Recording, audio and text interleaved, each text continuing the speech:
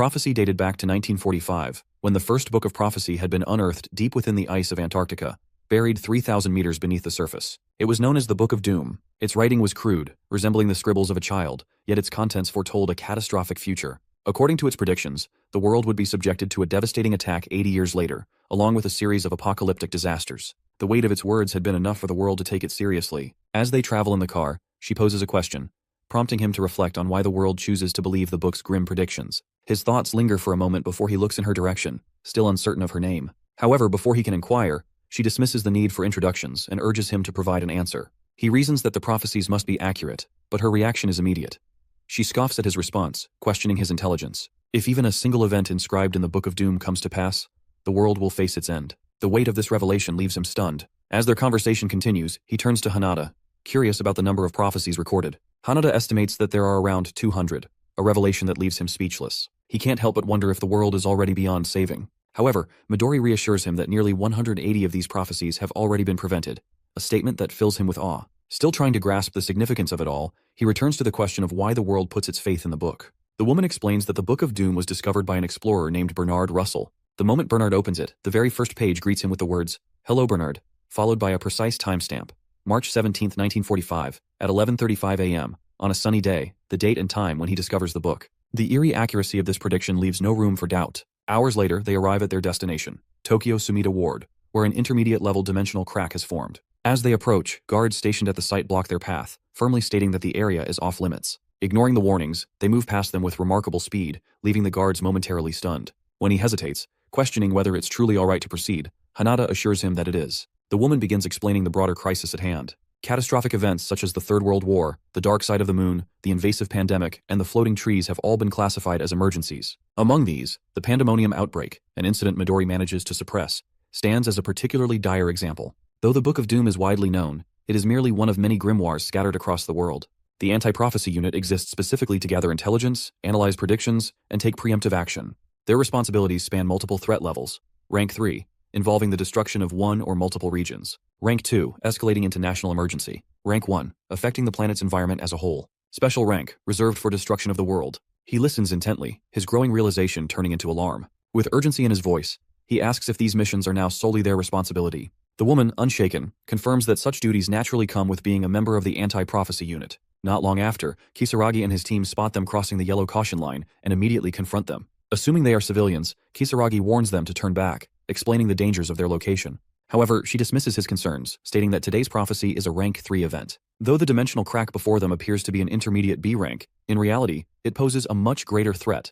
A Rank 3 disaster, codenamed Yellow Journal. She is certain that the crack will expand further, and almost as if on cue, it begins to widen at an alarming rate. Kisaragi turns, eyes widening in horror as the fissure tears open completely. A wave of creatures begins pouring out, each one more monstrous than the last. With a sharp command, he orders his squad to prepare for battle. But the response is immediate and brutal.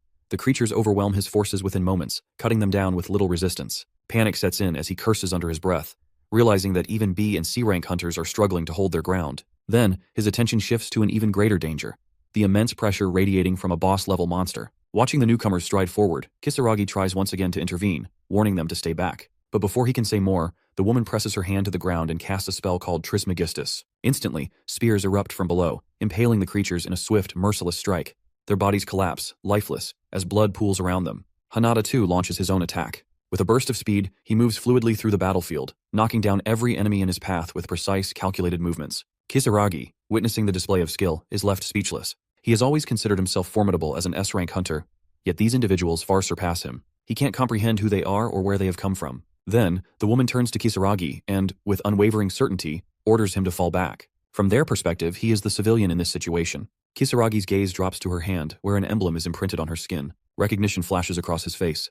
Their presence here isn't random. They are government operatives. Before he can process the implications, a massive hand emerges from the dimensional crack, ripping it open even further. As the rift widens, a towering beast steps forward. Gilia Ulnir, a being far beyond S-rank, looms over them, its monstrous form radiating an overwhelming presence. Without hesitation, the woman lunges forward, preparing to strike. Kisaragi shouts, warning her against a reckless attack, but his words fall on deaf ears. Together, they launch their assault, unflinching in the face of the threat before them. Hanada swiftly unleashes a series of kicks at the beastman, only to realize with shock that his attacks have no effect. The creature's anti-physical armor renders his strikes useless, forcing him to retreat just as it lunges toward the woman. Without hesitation, she gathers energy in front of her, preparing a counterattack. However, before she can react, Kanagi appears between them, stopping the beastman's assault with nothing but his bare hand.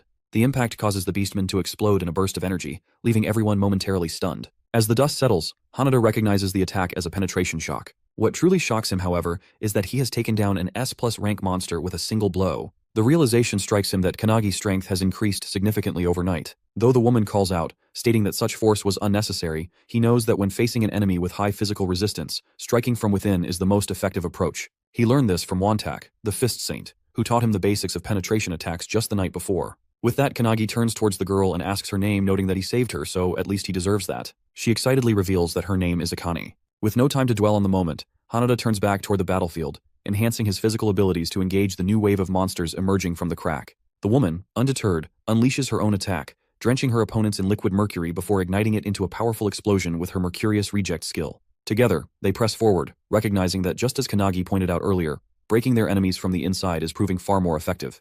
Determined to move forward, she signals to Hanada, and without hesitation, they both advance toward the dimensional crack. Behind them, Kisaragi can do nothing but watch in disbelief. He knows that the world beyond the crack is entirely different, an unknown realm filled with unimaginable dangers. To venture inside is madness. Yet, before he can react, the two have already rushed ahead, leaping through the crack without a second thought, leaving him surrounded by the lifeless bodies of A-rank monsters. The realization strikes him. These two are not ordinary fighters. They have to be part of the rumored secret organization. As they enter the dimension, an overwhelming swarm of creatures awaits them. Assessing the situation, Akane raises her hand, noting that the monsters are identical to those outside. With precision, she conjures a barrage of mercury spears, impaling the creatures instantly. Kanagi, while running, observes her technique, acknowledging her immense power. He understands now why she is regarded as the strongest area of effect fighter within the anti-prophecy unit. Defeating the other enemies, Akane now stands in front of a massive bear monster. However, just as she is about to attack, Hanada leaps toward it first. Seeing him, the bear swings its claws, but Hanada dodges by, jumping onto the roof, and then follows up with a barrage of kicks all around the beast. Kanagi watches in amazement as Hanada effortlessly moves and simply giggles. However, to his shock, Kanagi suddenly rushes toward the bear and unleashes a barrage of kicks just like he did, asking Hanada if it looked similar to his own technique. Hanada is taken aback but smiles in amazement. After defeating the monster, they venture ahead. Akane notices that as they go deeper, the number of enemies decreases. They finally reach a huge open space that resembles an arena. Suddenly, they feel a powerful aura around them, realizing that something is coming. To their shock, a massive Minotaur warrior monster jumps in front of them, completely enraged. It is a boss-blind Minotaur with a triple S rank power level. While Hanada and Kanagi are taken aback by its towering presence, Akane stands nonchalantly before it, questioning if this is really the boss. Numerous spears emerge from the portal as Akane yells at the others to unleash their strongest attacks. She will handle the final blow. Hearing this, Hanada begins channeling his energy while Kanagi stands in the background, amazed by both of their attacks. However, deep down, he knows it might not be enough to defeat the beast. When Hanada hears this, he is taken aback that Kanagi doubts their strongest attacks. Despite being bombarded by magic attacks, the beast swings its massive weapon, creating a crater in the ground and sending powerful shockwaves throughout the arena. As the dust settles, they are shocked to see that the beast remains completely unscathed, even after their most powerful strikes. The group braces themselves for battle once more. As Kanagi prepares himself, he suddenly hears someone praising Akane's talent. He recognizes this voice. It belongs to his founder's spirit, Kilik. Kilik, an alchemist, expresses concern that Akane, despite her purity, agility, and incredible strength, may have her talent wasted by dying at such a young age in this battle. According to Kilik, Akane tried her best, but this Minotaur is on an entirely different level of power. She underestimated the monster's physical resistance, which is at a full 100%. Growing concerned, Kanagi asks what he should do, to which Kilik simply laughs. Meanwhile, Hanada and Akane struggle against the beast, realizing they should have brought someone skilled in magic. As Akane glances at Kanagi, she is taken aback by the strange energy radiating from his body. Kanagi has surrendered control of his body to Kilik, who cast his powerful spell, Mercurius, on the beast's legs. The spell freezes its lower body, leaving Akane completely stunned. She is shocked not only that Kanagi used the same type of skill as her, but also that he executed it in a way that effectively immobilized the beast. Kilik, now controlling Kanagi's body, looks at Akane with a serious expression and calls her a fool. He then scolds her for lacking flexibility in her expertise, telling her that she still needs to learn how to manipulate substances in 3 different forms to truly become an alchemist. As Kilik speaks, he simultaneously fills the Minotaur's entire body with mercury. As the liquid metal begins to seep from the monster's mouth, he casts a boiling spell. The mercury inside the beast rapidly heats up, boiling from within, while its toxic fumes spread throughout the arena, making it difficult for the others to breathe. Akane watches in amazement, realizing that instead of relying on brute force, Kilik used extreme temperatures to subdue the monster. Meanwhile, the Minotaur writhes in agony, its body overheating from the inside. While executing the spell, Kilik casually mentions to Kanagi that he wants to take Akane as his disciple. Kanagi, however, brushes it off as a joke. The boiling mercury ultimately overwhelms the Minotaur, reducing it to a lifeless heap on the ground. With that, the mission for the day, defeating the boss, which was classified as a level 3 prophecy, ends in victory. Akane watches in disbelief, unable to comprehend what she just witnessed. The skill Kanagi used should only be accessible to an awakener residing within a crest. She knows that Kanagi must be in the same class as Hiko, yet he managed to wield alchemy at her level. Still in shock, she demands to know who Kanagi really is. With a confident smile, Kanagi extends his hand and introduces himself. Annoyed yet intrigued, Akane reluctantly shakes his hand, declaring that she will definitely remember him. Seeing Kanagi earn Akane's recognition, Hanada beams with happiness. Meanwhile, outside, Kisaragi and his men continue waiting. To their shock, the dimensional crack begins closing. Just as it's about to seal completely, the trio leaps out in time. Kanagi asks if the mission is officially over, to which he is told that they only need to report back to headquarters. As they discuss their next steps, Kisaragi approaches them, expressing his gratitude for saving his team. He assures them that he has no intention of prying into their identities or what transpired inside. Akane thanks him for his understanding and advises him to include details about the emblem in his report, as it will explain everything to the authorities. As the trio walks away, Kisaragi offers his help if they ever find themselves in danger. However, Akane turns back and reveals that they will likely never meet again, suggesting he return to his daily life. Hearing this, Kisaragi realizes that, in the end, they are just civilians, people who exist in a world beyond his reach. On May 11th in N Prefecture Village, a red flash streaks through the streets. A guard catches sight of it but is left bewildered, unable to determine what it is. Suddenly, a deafening, sky-piercing roar echoes through the village. At the anti-prophecy headquarters, the trio steps out of the car, and Akane reminds them to write their report for headquarters. However, Hanada receives a message on his phone, informing them that they are being summoned to the laboratory, an unusual request so soon after their mission. Curious, they proceed to the anti-prophecy HQ lab, where two individuals are already waiting for them. One stands on the stage, while the other sits in the stands and, in an authoritative tone,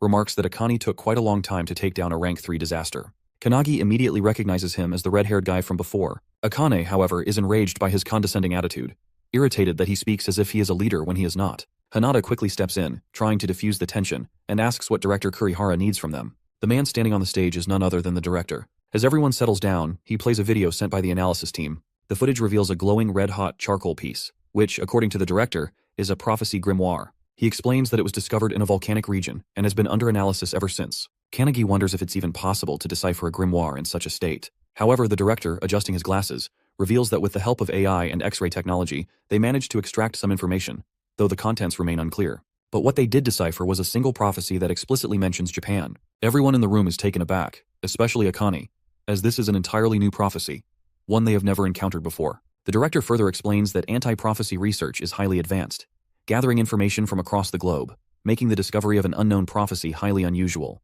But in this case, the situation is different. The red-haired man immediately understands what this means.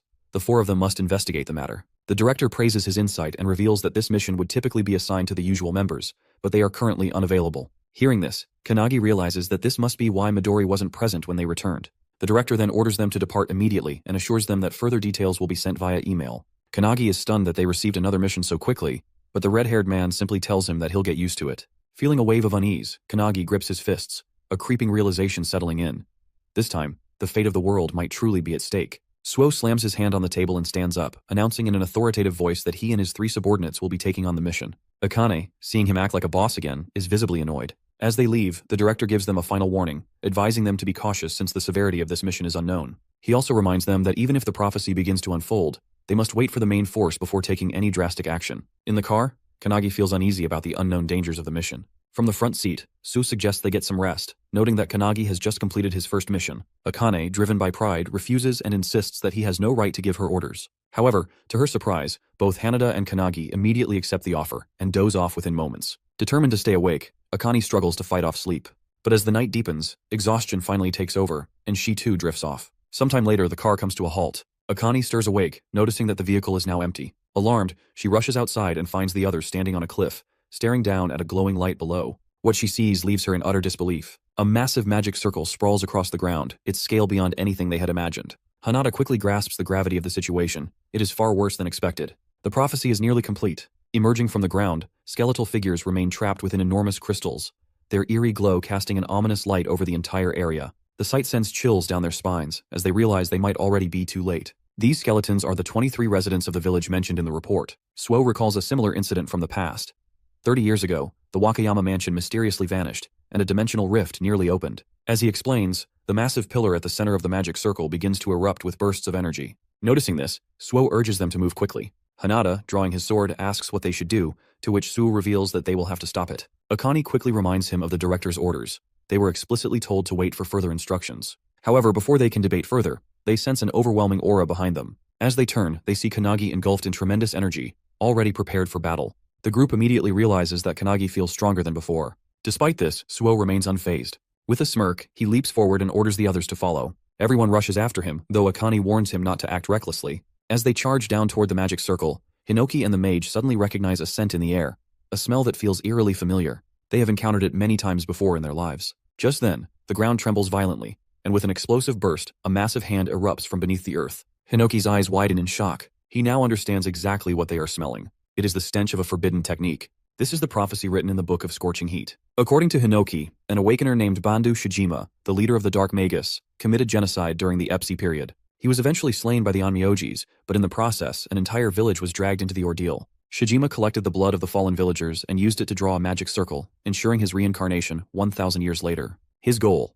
To devour everyone and reign over the world as a demon king. Before his demise, he left behind a forbidden technique that reveals how living beings would be sacrificed for his resurrection. Now in the present, Shijima has been reincarnated as a boss of unknown rank. His mission is clear: to fulfill the prophecy of Scorching Heat. Looking down at his hands, he scowls, realizing he has been revived with far less power than expected. He wonders if there weren't enough sacrifices for the ritual. As he surveys his surroundings, he notes with amusement that, even after a millennium, the place remains unchanged. However, his lips curl into a maniacal grin when he sees the anti-prophecy unit approaching, thinking that it is more sacrifices for him to claim. Channeling his dark arts, he unleashes Plate of Yin, causing a massive explosion beneath the charging anti-prophecy unit. Kanagi watches in alarm as the blast engulfs Hanada and Akane, but as the dust settles, they emerge unscathed. However, Kanagi's expression darkens when he notices a dark magic circle forming beneath their landing spot. It is the dark art, Death Realm. From the circle, hundreds of spirits emerge, their ghastly hands reaching out to ensnare Hanada and Akane. They struggle against the grasping spirits, quickly realizing that Shijima is far more skilled than they anticipated.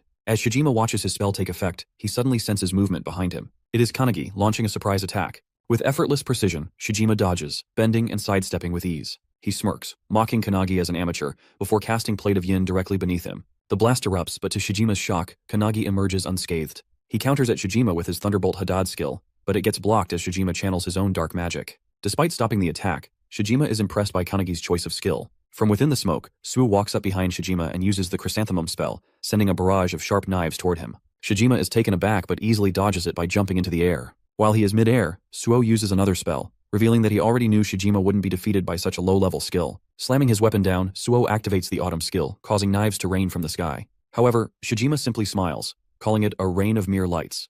He then morphs his hand into a sword and attacks Suo, who blocks it with significant recoil. After being blocked, Shijima realizes that Suo is likely the strongest one in the group. Kanagi, standing to the side, finds Shijima's power bottomless, as he is completely different from the enemies they have faced so far. Shijima feels stronger than even the founders. As Kanagi ponders this, he hears his comrades calling to him from behind. Turning around, he is shocked to see Akane and Hanada being blasted by black art skills. Managing to escape the attack, both Akane and Hanada begin charging toward Shijima, who is still fighting Suo. While engaging them, Shijima summons 3 skeleton demons to deal with Akane and Hanada, who are still charging toward him. Hanada, seeing a demon summoned in front of him, launches a kick, but to his shock, it does nothing. The monsters' bodies are as tough as the minotaurs they faced earlier. One of the skeleton demons stands in front of Kanagi, blocking his path. Meanwhile, Suo and Shijima continue to exchange a barrage of attacks. Shijima mocks Suo, claiming he won't get any help from his comrades. However, as soon as he says this, Suo slashes straight at Shijima's shoulder, declaring that he doesn't need any help. He then points at Shijima, warning him to stay away, stating that the only thing he can rely on is his own ability.